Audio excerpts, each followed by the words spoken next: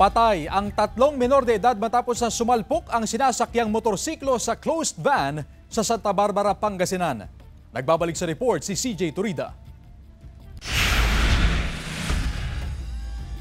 Patay ang rider ng motorsiklo at dalawa niyang angkas matapos makasalpukan ng isang closed van sa kahabaan ng National Road sa Barangay Tibag East, Santa Barbara, Pangasinan pasado alas 2 ng madaling araw kahapon.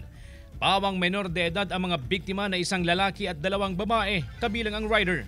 Pare-pareho silang residente ng nasabing bayan. Sa lakas ng impact, nasunog pa ang motorsiklo, samantalang UP ang harapang bahagi ng closed van. Sa investigasyon ng pulisya, nakuha raw ng driver ng closed van ang linya ng motorsiklo.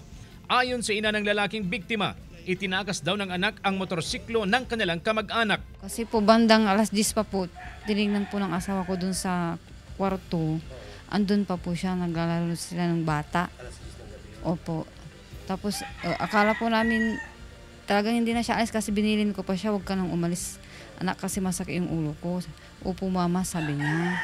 Tapos nalaman namin nung may pumuntang pulis dito na may motor po daw doon na aksidente. Paalala ng pulisya magsuot ng protective gears tulad ng reflectorized vest at helmet kung magmamaneho ng motorsiklo tuwing gabi.